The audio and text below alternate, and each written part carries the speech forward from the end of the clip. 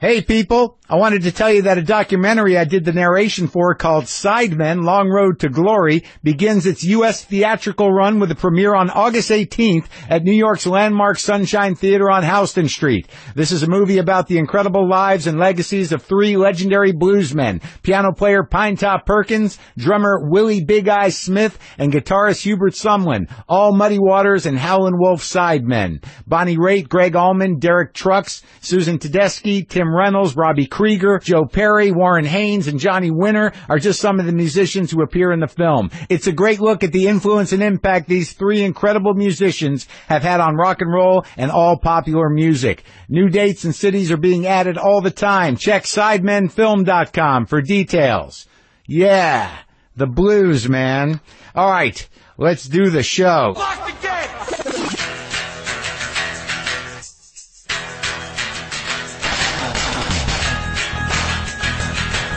All right, let's do this. How are you, what the fuckers, what the fuck buddies, what the fucking ears, what the fuck nicks, what's happening? I'm Marc Maron. This is my podcast, WTF. How are ya? How are ya? Huh? How are ya? That was annoying. What was that? Where did that come from? How are ya? Anyway, how's it going? You all right? You hanging in? Look, folks, I know that some days are a little heavier than others on this show lately in terms of this monologue, but Jesus, what do you want from me? I'm just a guy living in the world. If the world is coming through me in a certain way, I got to put it out there. I am recording this a couple of days before it airs, so given the world we live in, I don't know what's happened, and I'm just letting you know that. The world is on fire more than it is. And you're wondering why I didn't talk about it, it's probably happened after I record this, all right? You dig? We good? I do want to tell you a few things, get you up to speed on some shit about my life. They picked up Glow, the Gorgeous Ladies of Wrestling show on Netflix that I'm in. They picked it up. Netflix is going to do another season. We start shooting in October. There's some news. So for those of you who like that show, it's coming back.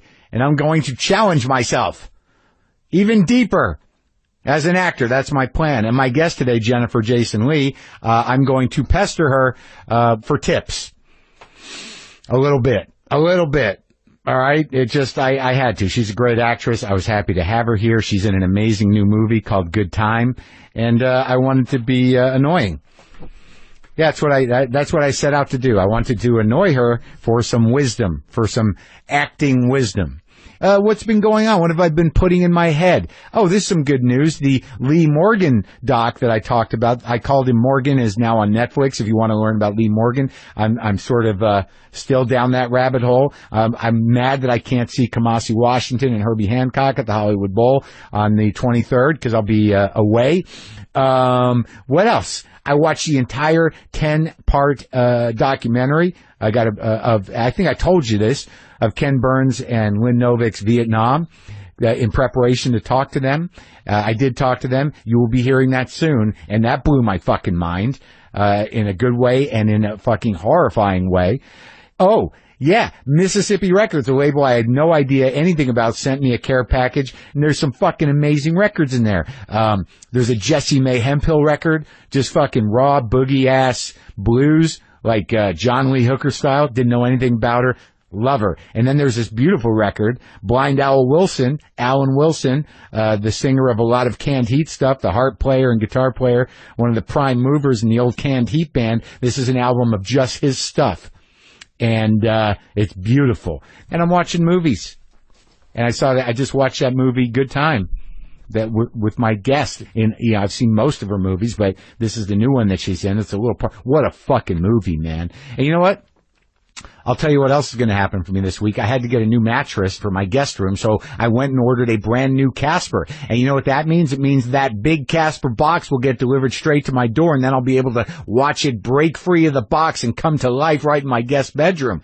I got the full deal, the foundation, the Casper sheets, the Casper pillow, but the main event is the Casper mattress that truly lives up to the hype. It's a perfect mix of firm but soft. Buying the Casper is easy. Just order online like I did, and it's delivered to your door in a box. You have to see to believe, folks. You just won't understand how they fit a mattress in this box.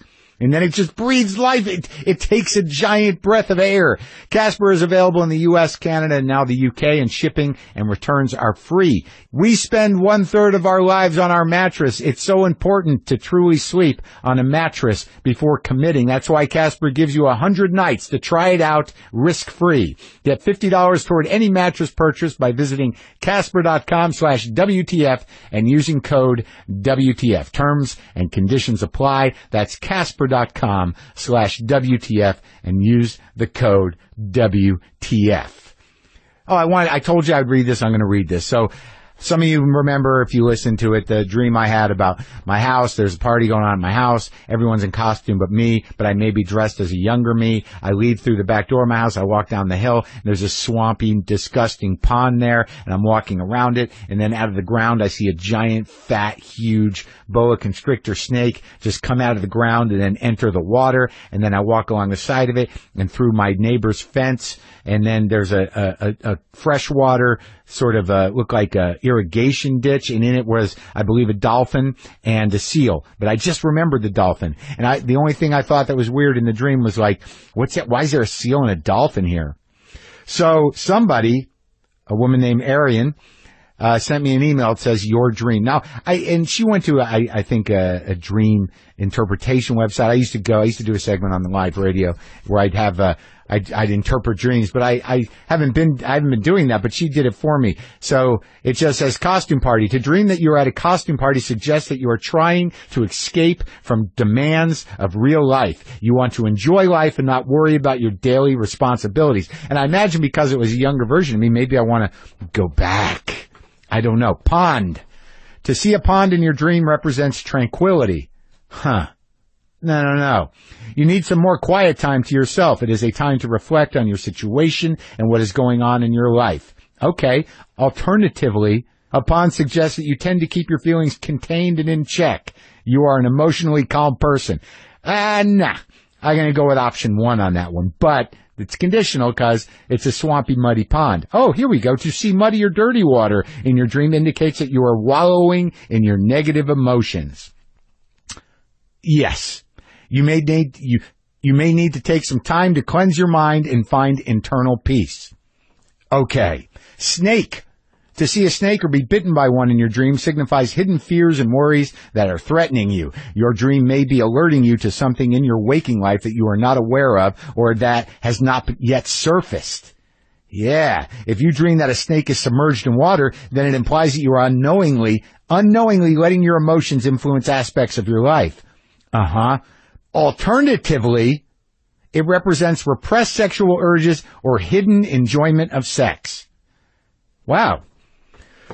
I'm gonna have to process what a hidden enjoyment of sex is. That sex you're ashamed of that you do by yourself alone watching, never mind. A seal. To see a seal in your dream refers to your playfulness and jovial disposition. Seals also symbolize prosperity, good luck, faithfulness, success, security in love, and spiritual understanding. I think I got maybe 2 of those. You have the ability to adapt to various emotional situations. Yes. I happen to dream of a seal and dark ocean water this week, too. Maybe it's something in the air, although I think it may just be a subconscious reflection of your sober anniversary, what you were, what you have become, and how you will continue to grow, and the uncertainty of that to some extent. Thus, the contradiction of the symbolism in your dream. Anywho, have a great Tuesday. Thank you. Thank you, Arian. That was nice, and it was provocative, and I enjoyed it. I don't usually do these, but it's sort of a crapshoot what's going to compel me to read it on the air. I come to you asking for help. Hey, my name is Brian, and I'm nobody in particular, studying at SUNY Purchase in New York. I have a severe crush on this girl named Summer, and she has a birthday coming up on August 20. I know for a fact she's a big fan of the show and of you, so I'm hoping that if this message gets to you by some miracle, you could help me out somehow. Maybe recording a video birthday wish or something. I don't even know what I'm asking for. No hard feelings if you just tell me to piss off, but it'd mean the world to me and to her. Thanks regardless, Brian. Okay, Brian. Well, piss off. And happy birthday, Summer. One other one, because this leads into something else. 1 year sober, subject line. Hey, Mark, I was coming up on a year of sobriety and I listened to your rant or prologue or monologue before the Lucas Brothers interview, and I can't tell you how cathartic it was to hear you just spell out exactly what I was feeling. I don't even know if I really identified what the fuck was going on with me, and then you just up and nailed it. This is definitely not the first time you helped me out. Your interview with James Taylor in particular gave me some hope and a game plan while I was still out there getting fucked up, which just goes to show you that you never know who's going to save your ass. And then I get out of rehab and you make a fucking hilarious season of Maron that felt like it was just for me. I mean, I can't even have these jokes with my closest friends, man. Anyway, I never write these sorts of things, but when you said that your sober date was the same as mine and that you write an email to the girl who helped you get sober, whether she's receptive to you or not, just like I just did, I figure I had to reach out to say thanks, man. Not just for me, and not just for this sober business, but thanks for helping us all stay a little saner in this insane world. You're welcome. You're welcome, buddy. Chris. You're welcome, Chris. And I did get a response from that email. It said, if I want you to get in touch, I'll let you know. That stung, but what was I expecting? I'm like a fucking, yearly stalker with the same fucking email. It's like, I gotta fucking check myself. You dig what I'm saying? Gotta check myself. Folks, you don't have much summer left, do you? Nope. Don't waste any of it online at the post office, alright? Just do what I do and mail everything from postcards to envelopes to packages, domestic or international, with Stamps.com. Stamps.com lets you buy and print official U.S. postage for any letter, any package, any class of mail using your own computer and printer. You don't have to go to the post office during specific hours because Stamps.com never closes because it's in wherever you want it to be. They'll even send you a digital scale that automatically calculates exact postage and helps you decide the best class of mail based on your needs. So now I have my own little post office right in my garage, and you can have one in your house too. Get the Stamps.com service right now with a special offer that includes a 4-week trial plus postage and a digital scale without long-term commitments. Just go to Stamps.com, click on the microphone at the top of the home page, and type in WTF. That's Stamps.com. Enter WTF. Stamps.com. Never go to the post office again. Jennifer Jason Leigh. How great is she? Had a weird coincidence. Like, I knew I was going to talk to her. I didn't know what I was going to talk to her about. I was nervous about it as usual. I'm watching TV the other night before I talked to her, and Fast Times at Ridgemont High comes on. I see her as a young woman, and then and then 2 days before that, I watched her new movie, this Good Time. Holy shit. This fucking movie is crazy. It's crazy awesome. Crazy. And I don't like using the word awesome. But I didn't come to it. It was sent to me as a link, as a screener. I knew nothing about it. I didn't know there was buzz on it. I didn't know that it was a con. I didn't know who the directors were. I didn't even know who the guy who was in it was. All I knew is she was in it. Okay? And I watched it, and I just couldn't believe it. Like, it opens, and I never knew what was going to happen. It's basically a movie about a bungled crime that just keeps getting weirder and crazier. All right? And it's visceral. Like, for me, it brought to mind that movie Narc from a few years back, and also, Gary Oldman's movie, Nil by Mouth. It's just raw. Everything's sweaty. It's close up. It's just, there's an intensity to the fucking movie, and it just never stops moving. And it's a crime movie, but there's just a lot of heart in it. You just feel for these people in some weird way, and the ending's beautiful, and Jennifer Jason Leigh is amazing. So I came to it with knowing nothing, and I could not stop watching it. I want to watch it again, but now I'm going to have to go to the movies like everybody else, which is fine. So the dude who was in it is this guy Pattinson. What's his name? Robert Pattinson? Is that his name? I told my friend Lynn I saw it, and she's like, "How is Robert Pattinson?" I didn't know if he could pull something like that off or act. I'm like, "Who is he?" And she's like, "He's the guy from Twilight." I'm like, "I still don't know." So he was great. So there you go. But I did, like, even when I know, I don't know. Even when someone tells me what I should know, I don't know. Anyway, I had a lovely conversation with Jennifer, and I'm going to share it with you right now. That new movie, Good Time, is now playing in select theaters, and she's also in the new Netflix series, Atypical, which is streaming now. She's also in the new Twin Peaks for some episodes, and she's been with me all my life, it feels like. So this is me talking to her the best I can.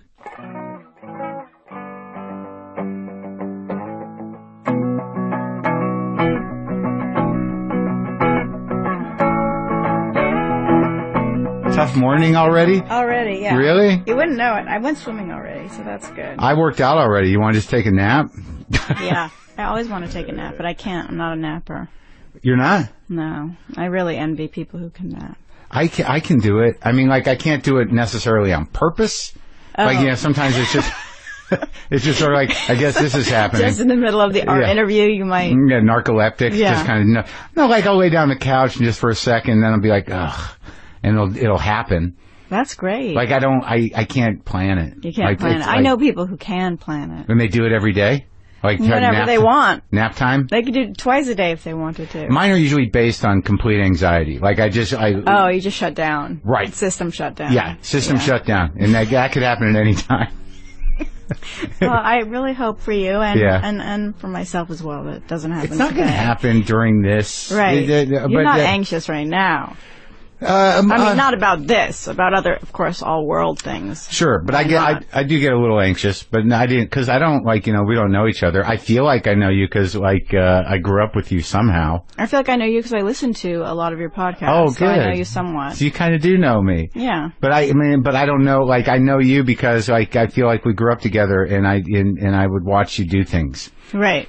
But that wasn't really me, of course. No, I know. But yeah, I understand what you're saying. Yeah, like, there she is again. Yeah. Oh, she's like, that. Oh, yeah, there's Jenny. Yeah. Yeah, now she's doing that lady. That's crazy. Well, why is she doing that? Those are questions you ask yourself. It was funny, weird things happen. Like, I don't know why, the coincidence, but I tuned in, Fast Times was on, like, 2 nights ago. Mm-hmm. And I knew you were going to be here, and I'm like, I should watch this for a second. Oh, look at, she's a little girl. Yeah. It's funny, right? Well, it's cool. I mean, because, like, you were good in that, and then, Thank you know, you. it was a great movie. Maybe it's a generational thing, but I think it still holds up. I think so, too. I haven't seen it, of course, for like 20 years, but... But if it comes on, do you, like, watch it? I'm not really a channel surfer. Oh. So I don't... It's the only way I do things. That's the only way to catch things. Right. And I don't. Did you give it up? You never were. I'm too lazy to turn the TV on. I'm really? Actually very lazy. Really? When I'm not working, I'm very lazy. Well, how do you watch stuff? I have to really make a point of it. Oh, really? Like, yeah. I'm going to watch something now. You don't just sit and like, bleh. I don't really like the whole channel surfing thing. Right. It doesn't appeal to my sense of calm and like I got that for you, didn't I? Oh, I think I have. No, that's not. That's yours. someone else's. Here, let me have that. This is yesterday's. Yeah. I think that's might be Alice Cooper's water. I don't want that.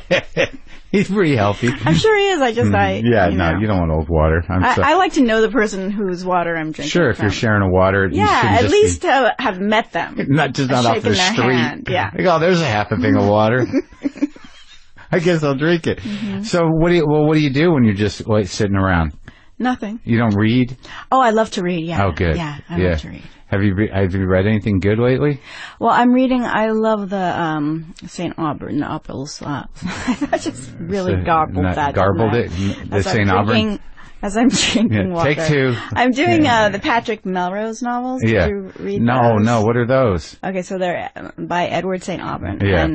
And they're amazing. Yeah? Really, truly amazing. So you're one of those people that can, like, read for entertainment? Yeah, I can read for... Like, my mom's like that. 8-hour chunk of time. Yeah. And my mom will sometimes just read shitty books just because, like, she likes to read them. Just likes to read. The big novels that, like, are just, like, entertaining.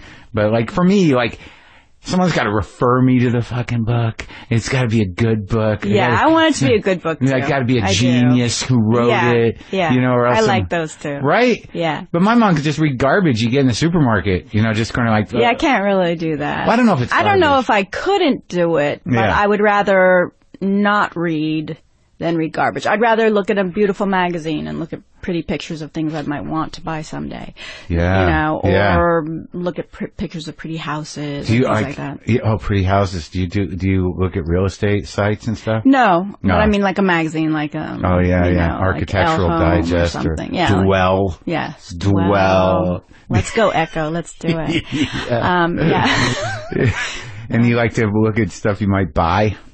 I have a problem. Like I don't do that so much. I mean, I do have a I mean, like I can go on Net-a-Porter and do some damage or, you know. Right. Yeah. Those are dangerous. I mean, that's the danger of having a phone where you can actually make purchases while you're lying in bed before you go to sleep. Can do anything. That's dangerous. Yeah. Like, why not feel that?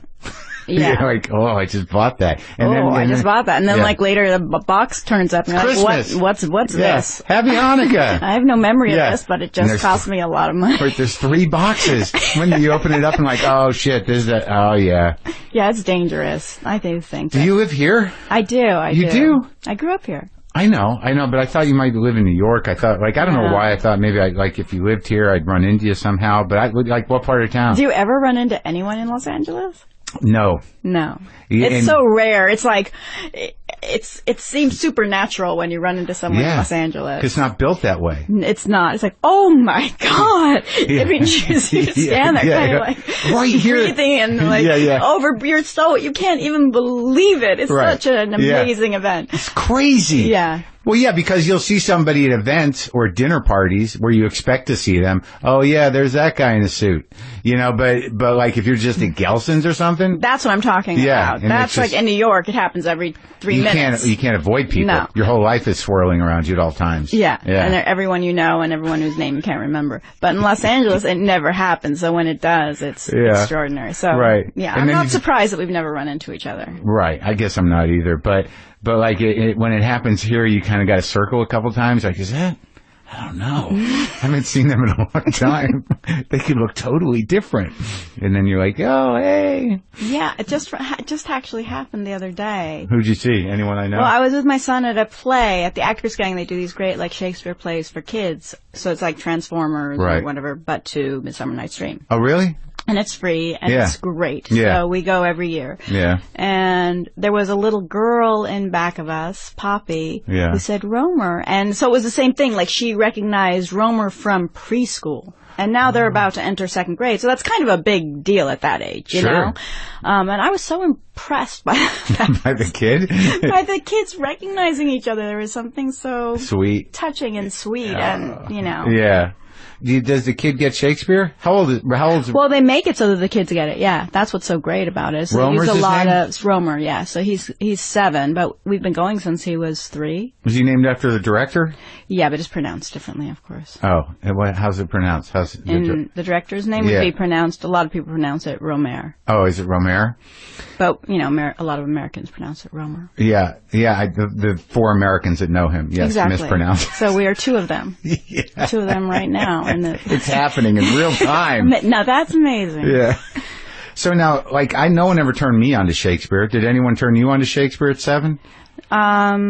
Well, I don't know the year that Romeo and Juliet came out. Oh, the movie? Yeah. Can you look it up? With DiCaprio? No. The other one, Bertolucci's or Bertolini's or You better look it up. I'm going to mispronounce a bunch of Italian names. But anyway, it was names. beautiful, and I was young, but not that young, and I saw it with my older sister. And she even had the poster. Oh, yeah, from that movie. I kind of remember the poster. In her alcove in her room. It was an Italian director, wasn't it? Yeah. Bertolucci. Yeah, it would make sense. It was so beautiful. Yeah, it was. I mean, I was a kid, so you know, I can be forgiven for not remembering. Right now. It's weird. I think I only remember the poster. Poster was beautiful, and the score was beautiful. Oh, that's sad. A Time for Us, right? Oh my God! Am I right? How does it go? Oh God! If you have me singing, it's going to be really bad. No, it's time for us someday. That's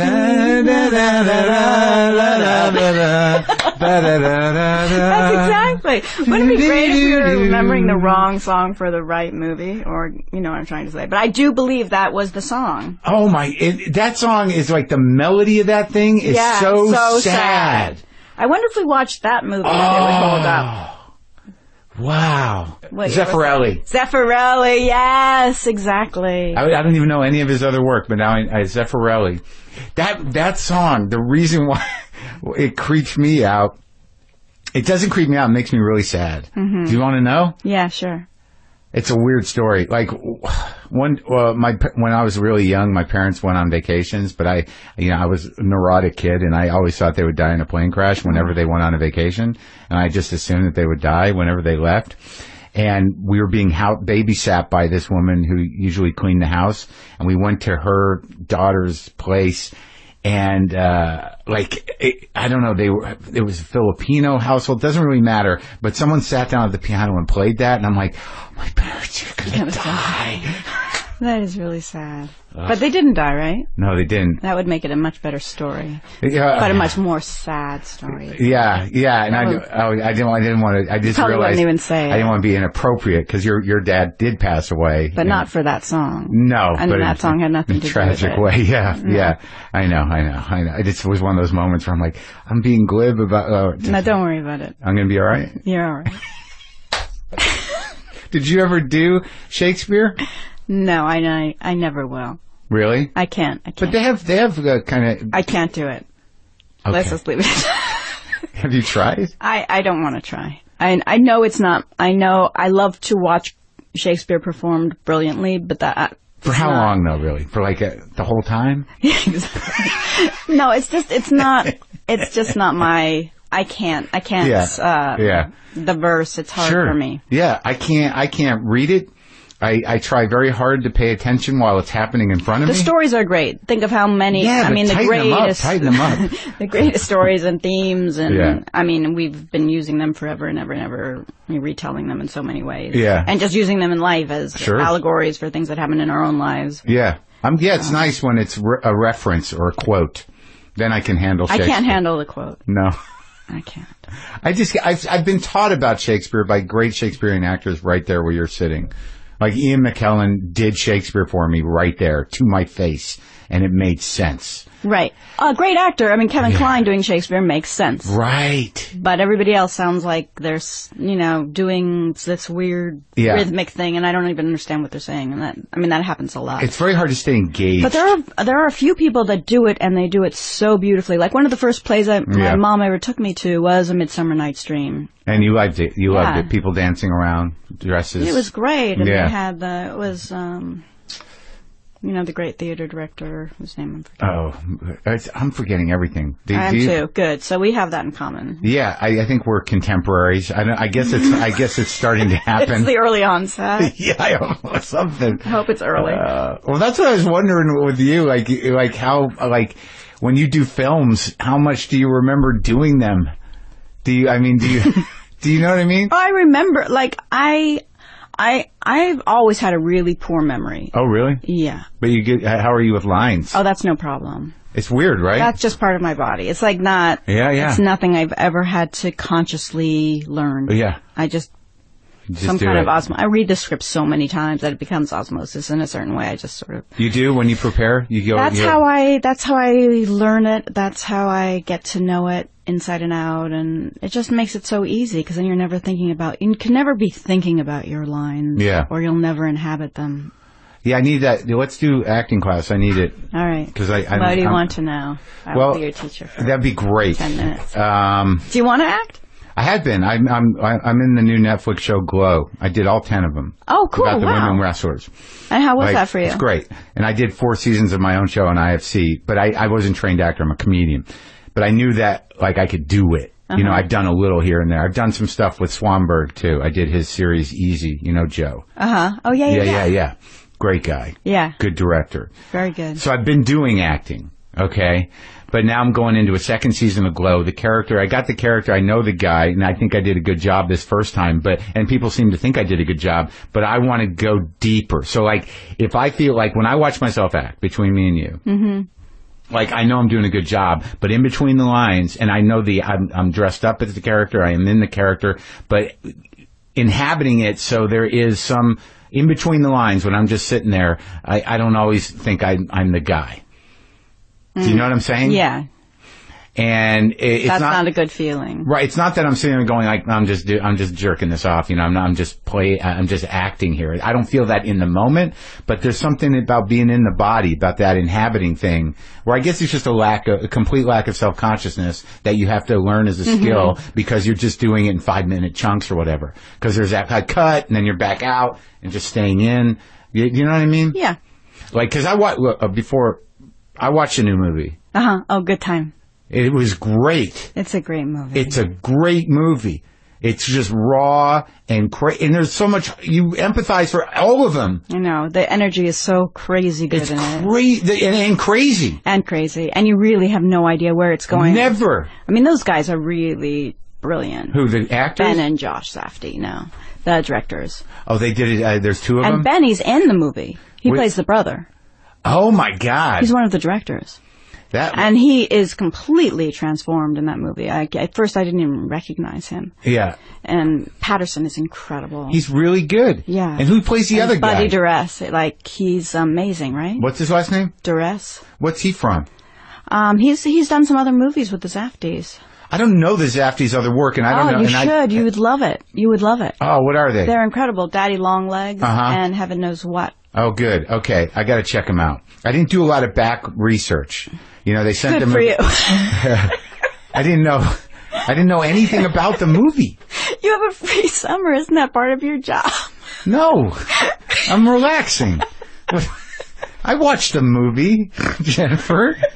I watched the movie. What do you want from me? Good. That's good. I could have come in here and be like, and look, you shadow surfed and saw some events. Yeah, fast times. You got it down. I'm all done. I get beginning and the end here. Good. Yeah, I'm impressed. Now you just got to fill in the center. Okay. It's easy. Like.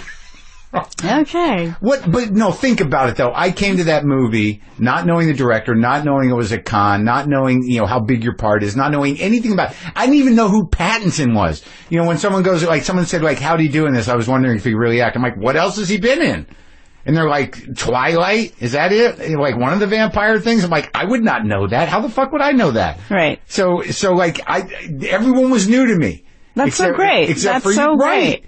And I had no idea what the movie was about, and I turned it on, and it just opens with the Safdie brother of him in the therapist's office. And how great was that therapist, by the way? Great. Was he the old actor? There was a lot of old character actors I think he's a lawyer in real life. Really? Yeah. But so compassionate and so good. And so the thing about working with people that are non-actors is if they're well cast, they're so good. Like the bail bondsman and his wife they're great. They're real. They're real bail.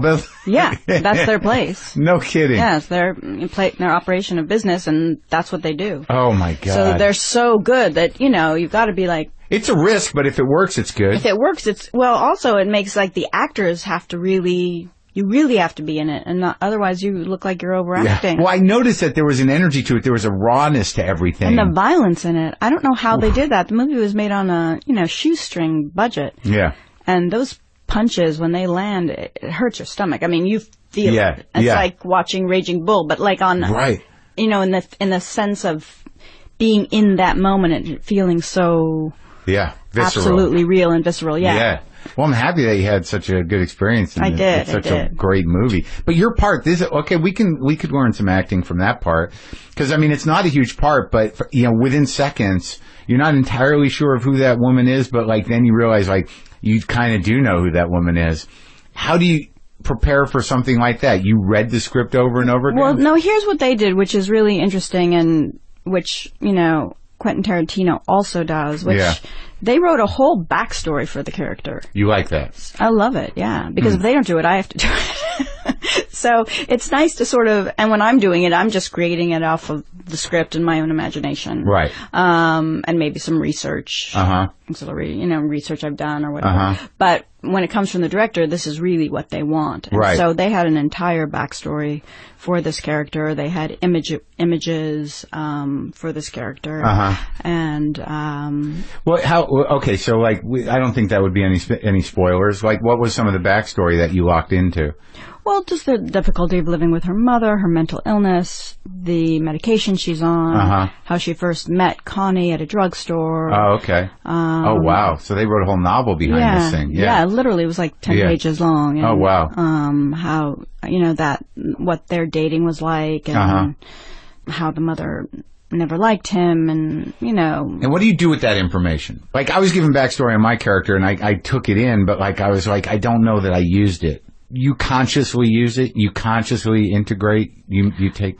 I think so. I try to. It's like if they gave me a list of, prescriptions she was on, I read about each one. Right. Okay. So they gave me the name, and then I do the research on that. And right. Like, you know. Oh, I see. So, like, and if somebody asks you about, like, so what's your relationship like with your mother, you'd be able to answer it fairly specifically. Yeah. Yeah. I get it. So, yeah, the thing to do, I would say, if sounds really silly, me getting like any. What are you talking about? No, just like, if you're in a scene. Yeah. And you're feeling sort of out of body. Right. Is to get back into your body by something, even if it's just scratching your arm. Sure. It's going to give you a physical sensation that is real, that grounds you. Right. Get in the present. Yeah. I can do that, but for some reason I always think that there's some trick that's going to make me just have this guy's memories. You know, like well, yeah, if you keep a journal, like the first thing my mother instilled in me was, you know, a love of research, but also she said for every character I did, and this is like when I was doing plays at school, to keep a journal for the character. What were some of her movies? She wrote Georgia. Oh, that's a good movie. Yeah, she was a great writer. She wrote Pollock, Jackson Pollock. Oh yeah, with who played Pollock again? Ed Harris. Yeah, that was good. Yeah, and he directed it. He was amazing. That's great. She wrote The Company for Altman. You got to work with him. Mm-hmm.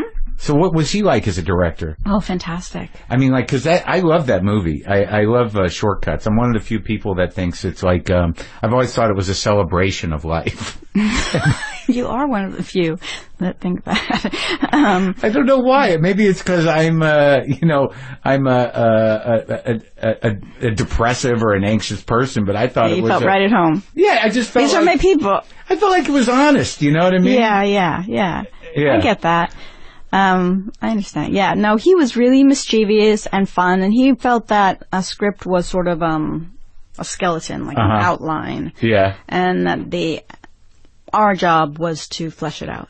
So there was a lot of improvisation with Altman, and he loved everyone to come to dailies afterwards. I've heard that from somebody else about him. Right. In fact, if you didn't show up at dailies, it was not a good thing. Really? Yeah. So he really wanted you there. And then you showed up and there was wine and pizza and salad. And, you know, it was like this big familial gathering with the crew and everybody, you know, watching the work you did the night before. So it was like watching really well done home movies in a way. You know, and you got to share together all that work that you had just done. And was it that whole cast, or just like on any given day it would just be? No, you would like the whole cast to come, whether you're in the scenes or not. No kidding. Yeah. That's a lot of people. It is. For that movie. And sometimes people couldn't show up for, you know, various reasons, but if you were in town, it was good to show up, and sometimes they would be 3 hours long. So you really grew up in this. I did. It just seemed like that's what people do when they grow up, you know? Right. Why not? Why not? Are your parents friends? Were actors? I mean, a lot of them were, sure. And writers and whatnot? Yeah. And you grew up where? Beverly Hills or the Valley? No, Hollywood. Wow. And like, and your dad was sort of like in the business, both of them, it seems, were in the business from the 50s. Like way back. Yeah. So that must have been amazing. Yeah. Do you look at it in retrospect as being amazing? I do, but not as a child. It was just your life. Right, I get that. But it was just normalcy. I mean, it wasn't anything special or extraordinary. But you knew they were charismatic, fun people. Oh, I mean... Who was hanging around when you were growing up as a kid? I mean, Bob Denver came over for dinner. Gilligan? Which was a big deal for me and my older sister, because it was like Gilligan was in our house, you know? And he knew your dad or who? Or your mom? He knew my mom and my stepdad. My mom and my father, they divorced when I was 2. Oh, okay. So it was mostly your mom's friends that you saw? Yeah. Bob Denver. Yeah. Anyway, how'd you know him? Just from TV? I have no idea. It might have been my stepdad, who was a director, who knew Bob Denver. He was a TV director? Yeah. Mm-hmm.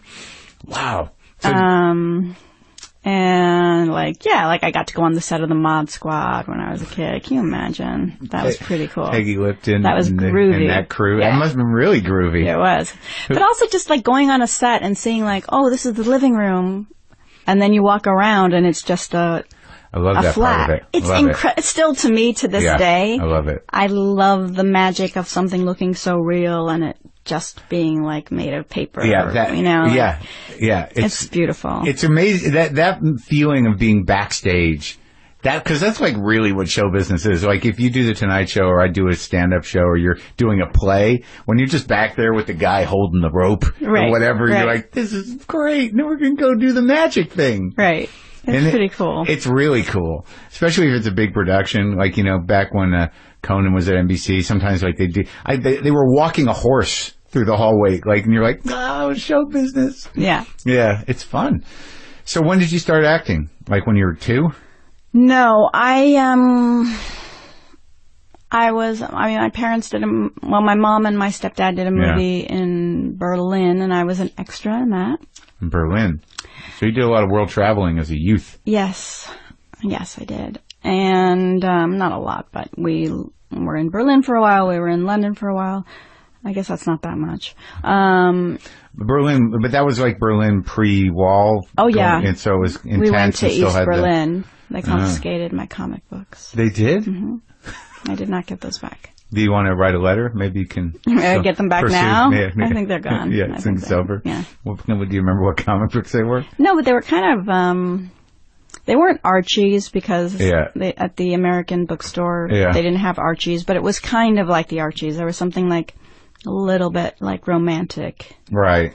And they took them. They took them. The commies. Commies got your comics. They took my comics, yeah. Mm-hmm. I hope someone enjoyed them. It's like when you go through the airport now and they take your creams and stuff. Or your lighter. Go through Heathrow. Yeah. You're just like, really? And then they throw them away. You're like, at least keep them. At least give them to someone. They're really nice. They're good. They're good creams. And they're just like right into the trash. Yeah. And they give you that option. You can go put it in your baggage and check it. I'm like, I don't check anything. I can't stand checking anything. I don't check anything. Never? Mm-hmm. Never. I tried my best not to. What's your trick? I mean, what if you're going away for like 4 weeks? I've gone away for 3 months. I do not check. But you do laundry. Yes, I will do laundry. I will ship things.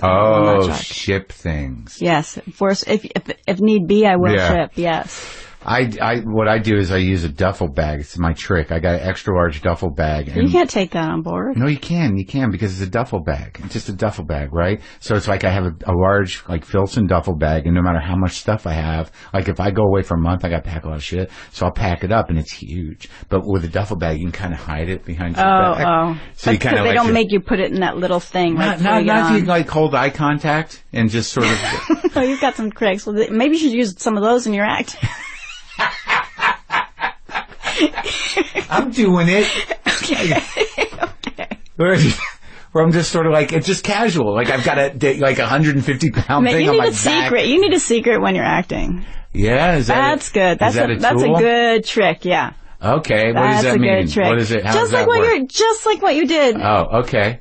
Okay. Just something that you don't want anyone else to know about that keeps your mind on that. Okay. While you're doing the scene. Just another extra thing. Or like, did I leave the oven on? Right. Yeah. Yeah. Like it doesn't have to have anything to do with the scene, just with your character and just with your... You're kind of thinking about something else. Yeah, like in this case, you're thinking about, are they going to realize that my duffel is way too big? Yeah. It's not going to fit overhead, and I'm not going to be able to shove it under the seat. Do the thing where you take the blanket out and you try to hide your luggage under the blanket. Mm-mm. Have you done that on the plane? No. Wait, I don't know that one. That's, how they always want you to put everything overhead? Right. But sometimes you don't want to put it overhead. So you just wedge the blanket there? I just put a blanket over my lap so it looks like, and then and I hide it. Oh, good for you. On the floor. Yeah. No, I haven't done that one, but usually I can get it through because I know it'll fit in the thing because it's soft. Right. So you just kind of wedge it up there. Where'd you start learning how to act? Well, my mom actually didn't want me. I loved acting all the time because I was a shy kid, so it was a way for me to come out of myself and make friends. Yeah. And because when you're a kid, acting is just playing house, really. Right. So, yeah, when I was a kid, it was like, you play divorce, I'm serious because it was the 60s, so everybody's parents were getting divorced. So it'd be like, I'll be married to you, and then later we'll get divorced, and then... That was part of the game, the playing house bit? Yeah. That was all part of it. And I'll divorce you, and I'm going to marry him, and then I'll marry... That's cute, but sad. Yeah, it's life. Yeah. But, yeah, we didn't think it was sad. No. That's what's so funny about it. Because it happened when you were young. Yeah, because it happened when we were young, and it's just like the way things, Everybody, it was happening to everybody. Not everybody, but a lot of people. And how many siblings do you have? Well, my older sister just passed away in December. Oh, I'm sorry. And I have a younger sister, Mina. Oh, that's okay. We're very close. Oh, that's sweet. So you didn't but your mother, did she teach you how to act? Did you you must have schooled somewhat, no? Never? Yeah, I did. I went to Lee Strasberg had a summer program in Los Angeles, at the Lee Strasberg Institute. Was he there? No, he didn't actually teach me. But I took classes there. John Lenn was a teacher I studied with for years. I've heard his name before. He was a great teacher. Yeah. He just thought we all have so many characters within us, and the only difference is the behavior.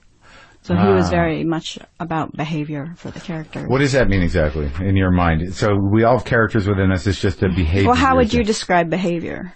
What someone does physically, right? Yeah, exactly. Behavior physically and I guess what they actually do. Yeah. But that could be talking, could be anything. Yeah, exactly. So it's actually anything, but it's anything that changes you. Oh, I get it. So you're just and it makes you become more the character. So some characters may use their hands very expressively. Maybe someone who does a lot of speed or something, might. Sure. Or you choose not to use your hands. Or someone might be very, very still. Yeah. So you make choices around the behavior. Yeah. But the characters... That's how you find the characters through the behavior. Well, I did that. So good. Check. You're done. You're good. I'm fucking on top of it. Now you got the secret thing. Yeah, the secret thing, the behavior physical thing. You're done. You're good. What else do I need? The journal. Oh, that's journal. Work. That's I didn't know if we followed through with that. What do you mean about journaling? You write you write as much as you can about the character and early memories that have, maybe you reference your father in one of your scenes. Right. But right now, when you're referencing your father, you might just be referencing your own father, or you might not be thinking about anything. That's right. That's the bigger problem. Nothing. You're just thinking of remembering to say father, and whatever the rest of the line is. Well, I mean, I can attach emotion to it. I don't have I can look at a script and I can know where the emotions are and feel those things. But some part of me goes if I really want to take this to the next level or have a different experience with it, I should not just have the emotions and the words, but they should connect. Well, you shouldn't be directing yourself in a certain way. You should just be alive. So the idea of writing a journal is to write, let's say, 3 or 4 memories of your dad. Okay. When you were little. So even if you're not... Of the character or me? Of the character. Yeah. Dig it. And you can make them up, and they might overlap with some of your own actual experiences if you want, or maybe not. Doesn't really matter. You're not sharing it with anyone. It's your secret. And then when you talk about your dad in the scene, even if you're not consciously thinking about it, because you wrote those memories down, it's going to come through in a more realized way. You did the ritual. Yeah. So now the magic happens. Hopefully. Yeah. That's right. Could end in divorce. Yeah. They could just say, we're not bringing them back, Yeah, that's right. Yeah. Well, so how many, you just did the Hateful Eight with Quentin, or you done other ones? I can't remember. I just did that's the only one I've done. Yeah, and those scenes like that, because it was like a play. I mean, you're on that set, that one set. And talk about the magic of a set. I mean, that place, Minnie's Haberdashery, was built in Telluride. And then it was rebuilt at Red Studios. So it was very surreal for the actors to be working in Telluride and going in and out of the space. The exteriors? Interior and exterior, both. And then in L.A., interior and exterior both, but on a soundstage. So the outhouse, it was only, in Telluride, it was, 6 feet tall by 3 feet wide, or 4 feet wide. No, 3 feet, I guess. But on the soundstage, it was 2.5 feet tall. Because it was a forced perspective, Oh, wow. So from far away in the distance, you just saw the snow and the outhouse, and it looked exactly the same. But when you walked up to it, it came up to your waist. That's crazy. Yeah. I've never seen. Have you seen that before on a set? I've never seen a set of. Well, I don't do any movies. Yeah, so. I've seen it because they do forced perspective a lot, like on Single White Female. That entire apartment was recreated on a soundstage. Oh my God! So you weren't. So the hallways would be, from here to there, but they would look like they went on forever. No kidding. Yeah. I didn't even know that existed. Yeah, it's incredible. Oh my God! Yeah, stop talking about the talk shows. Movies have incredible. Yeah. yeah. And stop. No, I know. Well, I mean, like, my experience is limited. Yeah.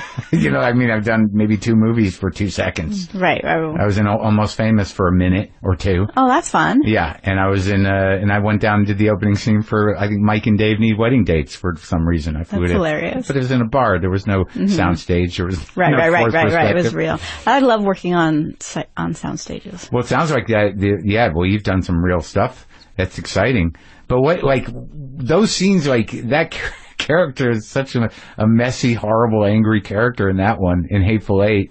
Oh. Yeah, just like, she's gonna, she's about great. To be hanged. So yeah, I loved not it. In the best movie. No, I know. I loved it. I loved it too. I mean, I love that movie. I like his movies, generally speaking. Me too. And I don't ever find the controversy that everyone finds in it. I'm like, would you guys just, like, take it in? This is a fucking beautiful mess, man.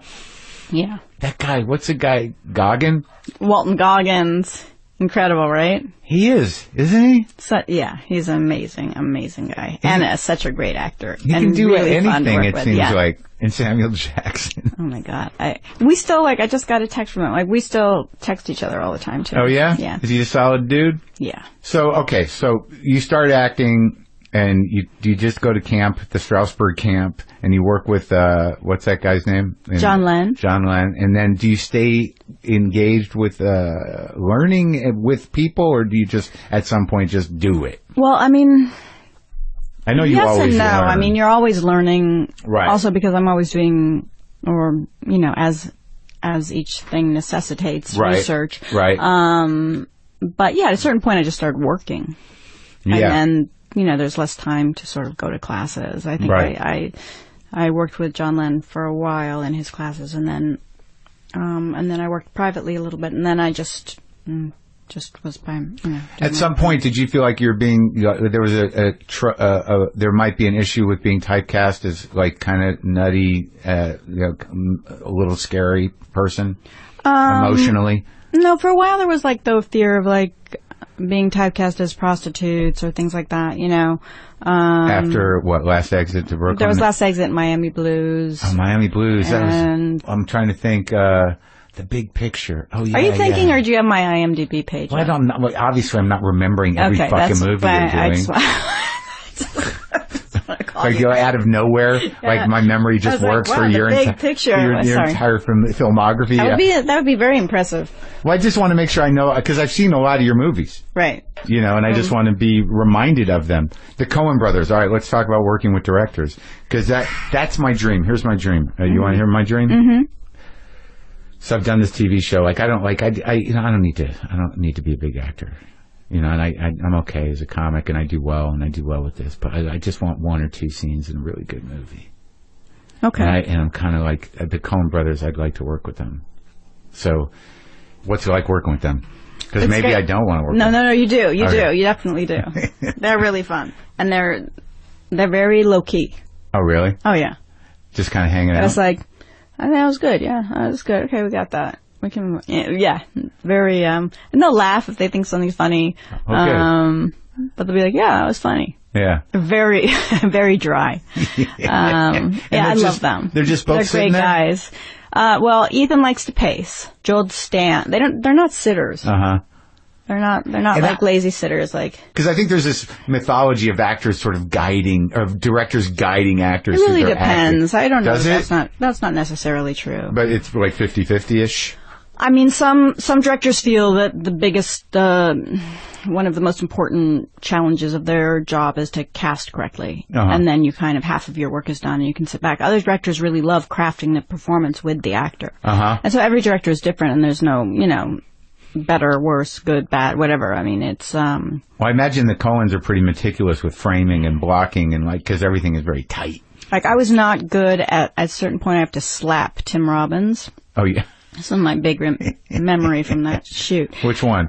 From Hudsucker Prospect. Yeah. And I was not great. This looks like I didn't want to hurt him. And so Joel came up and was just like, do it to me. Just, and that was even harder for me. And so I kept having to, like, slap Joel Coen's face. Yeah. And so I got it, like, right. And then it was, when it turned, like, just a little pink, then he was like, that was good. Okay. And so, yeah. And Tim is like 9 feet tall. Yeah, he's much taller than I am. That's a reach. Did you have to stand on a box to slap him? Maybe I did. I don't remember the box, but that would not be surprising. He is very tall. Yeah, and like there's another movie that I was going through your things that because the one I read that book, Bastard Out of Carolina, and that book like destroyed me. Yeah. And then I remembered seeing the movie, and like I didn't realize that Angelica Houston directed it. Right. So that must have been amazing to work with her. I don't know if she directed a lot. Was that her only directorial thing? I think it was her first, but I don't know if it was her only. She's a good actress. Are you guys friends? Yeah, she's a wonderful actress. I mean, we don't see each other a lot, but when we see each other, it's always nice. So the two movies, how many did you do with your ex-husband? 2? 2 or 3. Margot the Wedding, right. Greenberg. Yeah, were you guys still married at Greenberg? Yes, we were. Oh. Yeah. That was shot in my mom's house. You did? Yeah. That's that's one of those movies. There are parts of it where I'm like, I think this is a little too close to home for me. To you? Yeah, a little bit. There's like, it's not completely, but right. It's of our generation, and it's a particular type of guy, right? And you know those people. Yeah. Now, could you work with him again, or is that not? No, we're friends. Yeah. Oh, you are? Yeah. I guess you have to be when you have kids. Absolutely. It behooves the whole situation. Hugely important. Yeah. Let's talk about Charlie Kaufman. Okay. In Anomalisa, which I thought was the greatest movie. Oh, thank you. Me too. I love it so much. That character that you played. She's so sweet. Oh, my God. I really love her, and I love that he, wrote that for me. That's such a... Did he? Yeah, he did. That was sort of an incredible thing for me. Yeah. Also because I grew up in a family of, people with beautiful voices. Yeah. Not only singing voices, but speaking voices. My sisters and my mom, and I always had kind of the worst voice in the family. Uh-huh. And so and people would remark on that. I mean, I remember friends of my mom saying, if you want to make it as an actress, you really need to work on your voice. Really? Yeah. What was wrong with it in their I don't know, but it made me feel inferior and slightly self-conscious, and I always thought, I need to work on my voice. But then to get this, which is all voice. Yeah. And she's the voice that he thinks is magical, and it brings him out of his depression. Yeah. And makes him feel that there's hope in for a little while. There's hope for love and all. Yeah, for a little while. Yeah. But a little while is a big deal in his life. Yeah. So it was really personally very meaningful to me. Uh-huh. And I also I love his writing so much, and he's just the kindest, loveliest, most genuine guy. There's not a he's never full of shit. Ever. Yeah, and he's straightforward and kind of a genius. He is a genius, and I think his imagination is you can't even wrap your head around it. I know, I can't. Well, that other movie you did with him, I can't wrap my head around it. Yeah. How do you say it? Synecdoche? Yeah, I think you're almost there. Yeah. Schenectady, I think. It's not Schenectady, is it? Is it Synecdoche? Maybe I'm wrong, Schenectady is an actual place. Right, so it's close to that. It's close. But I couldn't. I remember seeing that movie, and about 9 hours in, I was like, I don't think I'm getting it. It's okay. You just let it wash over you. You'd like talking to Charlie, though. I did talk to him. You did? Okay. So he's incredible, right? There are moments in that movie, human moments, that I have not seen done in not real movies, but non-animated. There are moments about what it is to be on the road, to live that life. Oh, my God. Just checking into a hotel and being in an elevator with a perfect stranger and having that awkward, because it feels like it's shot in real time. Yeah. And just all those awkward moments with strangers. Yeah. And that scene where he reaches out to his ex or to one of his exes, just that, that world of being on the road as being an alternate lonely universe. Yeah. is a very real thing if you've lived that before. I don't even understand why. Like, if you go out of town and you stay at a hotel, even for 2 days, you're like, where am I? Yeah, there's that strange thing. I'm and so isolated. The thing that you want to put on the door. Yeah. And then do you want to order room service? Because if you do, then you have to deal with the whole interaction, which is so awkward. Right. And then the food's going to be in the room, and the room's going to smell like food, and then you got to put the food out in the hall. I always do the food out in the hall myself. Yeah, me too. Of course. Get it out. But a lot of people, that you can call and they'll have them come get the tray out. And then you got to deal with them again. I've had doors close on me, Oh. The hazards of room service. Have you been ever stuck in a hallway poorly dressed? No, but I have had to, not poorly dressed. I have had to go down and get my key again because I got locked out of my room just bringing the room service out. Sure. So the whole thing of saving time by doing it myself has ended up... Yeah, a disaster. Yeah. Mild disaster. Yeah, not too very, horrible. very mild. Yeah. But when you do an animated thing, like that kind of work, do you do the same process of building the character? I mean, we did that originally as a play. Oh, that's right. It's a radio play. That's right. So we did it at Royce Hall. We rehearsed in New York for a week, and then we came out to Los Angeles, and we did it at Royce Hall. And oddly, in that movie, unlike, non-animated movies, somehow you were afforded a lot of backstory in that movie. At certain points, eventually a lot about that woman. Yeah, yeah. It's so beautifully written. It really Oh, my God. It was so heartbreaking. It's really funny, but it's also really heartbreaking. And it's more human than some human movies. It is. That's and what the sex scene was more... real. Yeah. It was much more real than a lot of the sex scenes I've done that, were entirely naked. I guess you have a little more freedom and leeway to make it... It feels more private when you're in this dark room with just mics and a screen. It's we didn't even have a screen. I mean, it wasn't animated yet. First we recorded it, and they filmed us recording it. Yeah. David Thewlis was standing 6 feet away from me to record the sex scene, and yet it felt much more intimate and embarrassing than a lot of sex scenes that I've shot on film. Because of the dialogue? I think because it's all your voice, so you can't really hide behind the kissing or the physicality. There's no way to hide, and so it felt very naked. Yeah. And the dialogue is the awkwardness of it. So awkward. Yeah, it's so beautifully written that It's like that thing. That's Charlie Kaufman's stuff is so well written. Really, if you just are open and you just say the words, you're going to be really good. Oh yeah. I wish you did I wish he was doing movies every year. I do too. I just love watching them. I love reading them. Reading a screenplay that he's written, or the same. It's also similarly with the Coen brothers or Quentin. To be able to actually read one of their screenplays is a gift in itself. You know? You're like, oh my God, it's so much fun. It's so exciting because you don't know where it's going to go. Yeah. And what about with this new one? Well, with Good Time, I didn't even get the script. They sent me just the pages. Yeah. Just the Why scenes. do you think they did that? Why'd they do that? To protect the movie, or just I don't think it was. I think it was because they want an uninformed performance. They just wanted me to know what my character would know, right?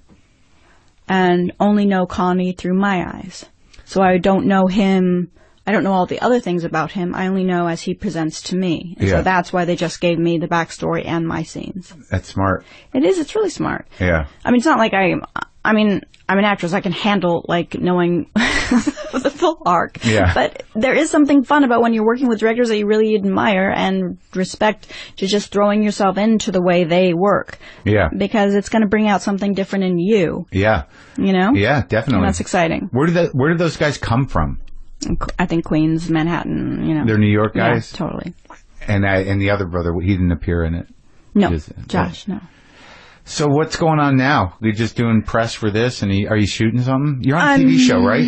I did a Netflix thing that's on right now, and I'm about to go to London. No, to this. We rehearsed in London 2 weeks ago, and I'm about to go to. First, I'm going to go on a little vacation, then I'm going to go to the south of France. It sounds like a vacation. Yeah. But it's actually for this Patrick Melrose thing I'm doing for Showtime. So. Oh, okay. Those books that I've been reading over and over again are... They're going to make them into a thing? Yeah. Oh, so there are 5 of them, so each one will be its own hour. And what are you doing in it? Are you acting? Are you directing? I am acting, yeah. Yeah? Edward Berger is directing. And like, I guess I should help out the Twin Peaks people. I mean, you weren't in the first one. No, I was not in the original. So now you're working in that environment, or you did it already. I did, it's done, yeah, of course, and it's on. Like, I can't, like, I barely got through the first one. Right. You know, like the original Twin Peaks. I was like, oh man, is this going to pay off? What's happening? I liked it. I thought I like him. He's incredible, yeah. Yeah, I mean, what is he? But that was similar in that I only got... First of all, I just talked to him on the phone. And of course, if David Lynch calls you and says, do you want, would you like to work with me? You say yes. Yeah, of course, I'm going to show up. I don't care how many episodes it is. I don't care how small the part is. I just want to... Small parts are sometimes good, though, aren't they? Yeah. Like, if you really got a meaty small part, it doesn't even matter. You just want to have that experience of working with a director, And what was it like working with him? It was fantastic. It was we really shot in the middle of nowhere, in the middle of the night, and he's very open and very specific at the same time. And there's just a sweetness to him, and he's funny and lovely and odd, and I just really got a kick out of him. And at one point, and Tim Roth and I had just worked together on Hateful Eight, and I didn't know he was going to be playing my husband, and suddenly he's playing my husband, and so it was great because we were so familiar with one another, and we loved each other so much, so it was so easy to take that on, and we already had our own backstory just because we had just worked together for 6 months, Sure, so you had the emotional connection. Yeah. Yeah. Oh, that's great. And then Tim, I think, said, I'd like a scene with Jen. I'd like another scene with Jen. Let's have another scene. And I think he had a couple ideas. And and then he went and he wrote it. Oh, good. So, he wrote a scene for us, which was really, really sweet. He's another one of those guys that really can capture some sort of atmosphere. They're directors that, that's a real magical thing to be able to create an atmosphere. Yeah, he's specific. Talk about props and atmosphere. There was a stool, but it wasn't the stool that was in his mind. Oh, really? And so there was time taken to find the correct stool. I think he really has images. He's such a filmmaker, and he's so visual. His movies are so visual. When you think of his movies, you think of certain scenes, right? And images from those scenes. Sure. And a lot of photographers have been inspired by his movies. And, Crutzen, you can imagine being inspired by David Lynch movies. Right. So, so if he has something in his mind and it's not right, he will take the time, even though this was a pressurized budget. They didn't have a huge budget to make this, and it was very, extravagant, and ambitious to make on a little budget or a smaller budget. And so, it would take time out to get the stool right. Yeah. Well, I could see that because, one of my favorite movies of his is the tractor movie. The one where the guy's what's it called? The something mile? Okay, I'm sorry. Yeah, I don't remember either. Don't ask me the name of what's that thing that sucks dirt off the floor. Don't ask me that. Don't even. Hold on. I'm gonna do what we've been doing because we're just shameless about it, I guess.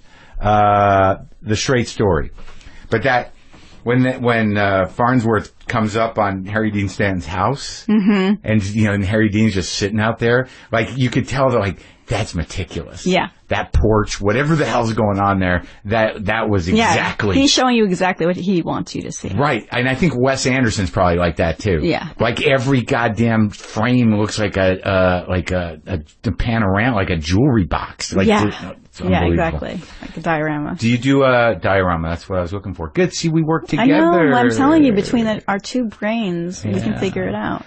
So stage, do it? No? I've done it. Yeah, I love it. Sure. You do? It's a young man's game, but it's great. Oh, yeah? Why is that? It's really exhausting doing 8 shows a week. Oh, yeah. It's really, really exhausting. And, the hours are late, and it's the adrenaline. Oh, yeah. Is insane. And you almost have to go into denial about how terrifying it is. So you go into complete denial about it, because if you actually experienced that adrenaline and the terror, you would not be able to go out. Right. So you have to kind of box it away. But when it's done, when the show comes down, you're suddenly like, how the hell did I do that? Right. How did I? Right. And you're suddenly so tired. Right. You really, and suddenly you don't have to get, if the play asks for it, you don't have to get slapped every night at a certain time and pretend it's not going to happen in your head, so you're not anticipating it.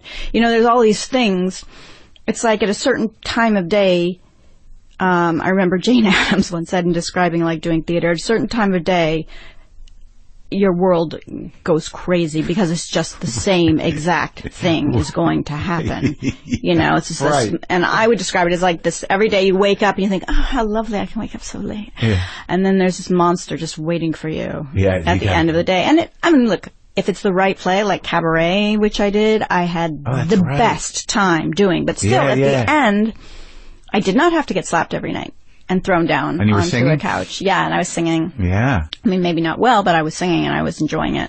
I can't speak for the audience. Yeah, I really loved all of it. I had the best time. And out of that experience came, like, Anniversary Party. Which is your movie. Yeah, which is a movie Alan and I directed together and wrote together, and yeah. Are you going to do more of that? You know, you never know. I'd like to. I think I would like to. I mean, I really enjoyed that experience. So we'll see. How many kids you got? Just one. Oh, okay. Well, that's manageable. It is. Quite. Good. Well, it was nice talking to you. Yeah, it was great talking to you. Thanks for coming, and thanks for helping me. Yeah, thanks for helping me. You're welcome.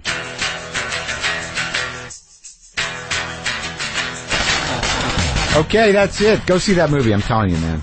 Go see Good Time. It'll fucking jack you up and move you, and you're not going to know what's happening ever during it. No way to call it. All right, so go to WTFpod.com if you want to get the new book, Waiting for the Punch, or get on the mailing list, or, you know, get into those archives of the other 800 episodes. What else? I got blues on the brain. Maybe I'll just pick up a guitar and play some stinky blues.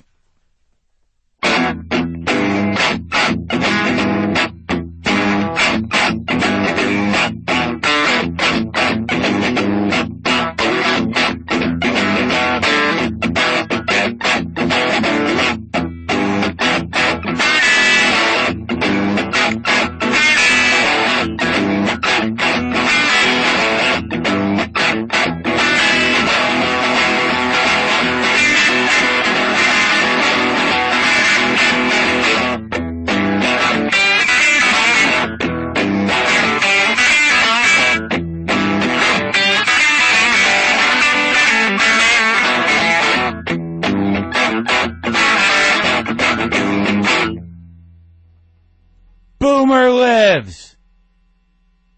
Boomer lives.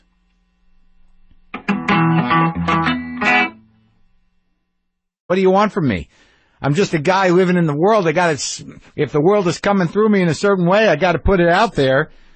I am recording this a couple of days before it airs. So, given the world we live in, I don't know what's happened, and I'm just letting you know that. The world is on fire more than it is. And you're wondering why I didn't talk about it, it's probably happened after I record this, all right? You dig? We good? I do want to tell you a few things, get you up to speed on some shit about my life. They picked up Glow, the Gorgeous Ladies of Wrestling show on Netflix that I'm in. They picked it up. Netflix is going to do another season. We start shooting in October. There's some news. So for those of you who like that show, it's coming back.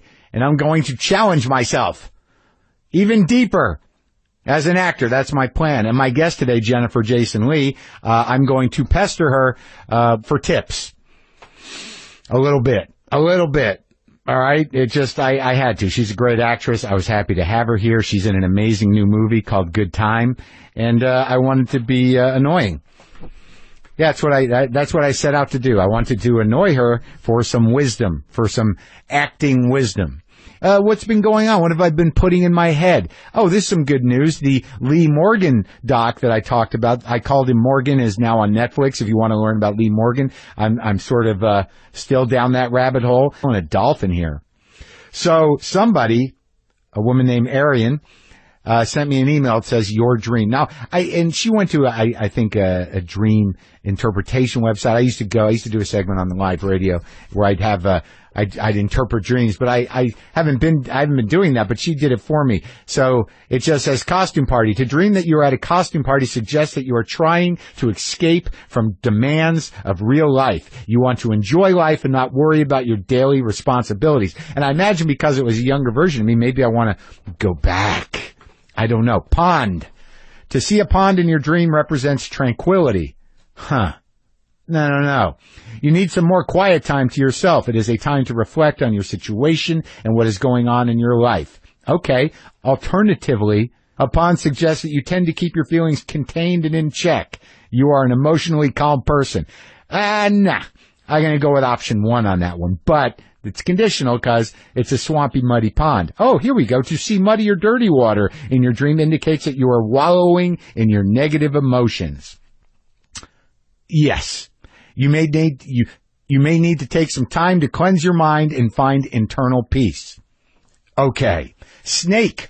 To see a snake or be bitten by one in your dream signifies hidden fears and worries that are threatening you. Your dream may be alerting you to something in your waking life that you are not aware of or that has not yet surfaced.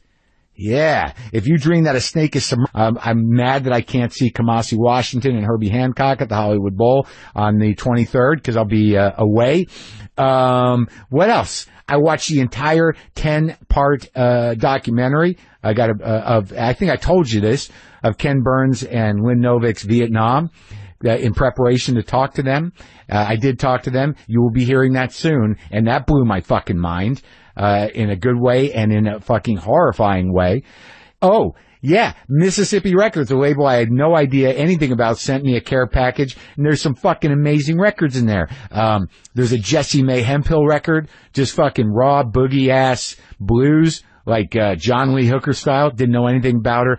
Love her. And then there's this beautiful record, Blind Owl Wilson, Alan Wilson, the singer of a lot of Canned Heat stuff, the harp player and guitar player, one of the prime movers in the old Canned Heat band. This is an album of just his stuff. And it's beautiful. And I'm watching movies. And I just watched that movie, Good Time, that with my guest. I've seen most of her movies, but this is the new one that she's in. It's a little part. What a fucking movie, man. And you know what?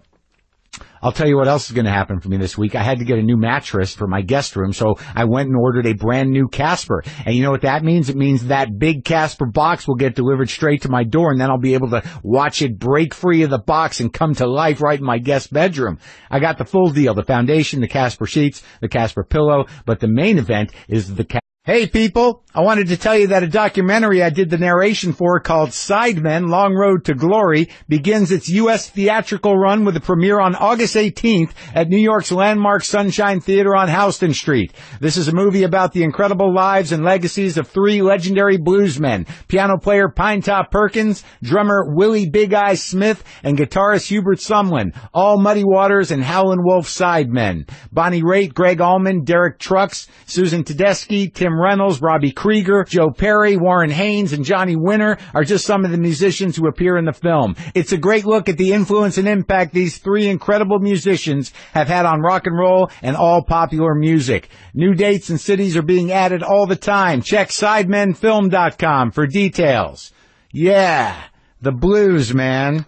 All right, let's do the show. Lock the gate!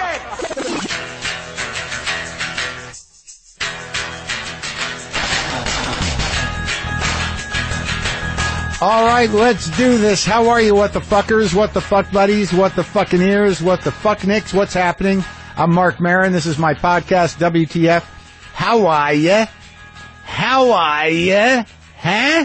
How are ya? That was annoying. What was that? Where did that come from? How are ya? Anyway, how's it going? You all right? You hanging in? Look, folks, I know that some days are a little heavier than others on this show lately in terms of this monologue, but Jesus, Casper mattress that truly lives up to the hype. It's a perfect mix of firm but soft. Buying the Casper is easy. Just order online like I did, and it's delivered to your door in a box. You have to see to believe, folks. You just won't understand how they fit a mattress in this box. And then it just breathes life. It takes a giant breath of air. Casper is available in the U.S., Canada, and now the UK, and shipping and returns are free. We spend 1/3 of our lives on our mattress. It's so important to truly sleep on a mattress before committing. That's why Casper gives you 100 nights to try it out risk-free. Get $50 toward any mattress purchase by visiting Casper.com/WTF and using code WTF. Terms and conditions apply. That's Casper.com/WTF and use the code WTF. I told you I'd read this. I'm going to read this. So some of you remember, if you listen to it, the dream I had about my house. There's a party going on at my house. Everyone's in costume but me, but I may be dressed as a younger me. I leave through the back door of my house. I walk down the hill. And there's a swampy, disgusting pond there, and I'm walking around it. And then out of the ground, I see a giant, fat, huge boa constrictor snake just come out of the ground and then enter the water. And then I walk along the side of it and through my neighbor's fence. And then there's a freshwater sort of look like a irrigation ditch, and in it was, I believe, a dolphin and a seal. But I just remembered the dolphin. And the only thing I thought that was weird in the dream was like, what's that? Why is there a seal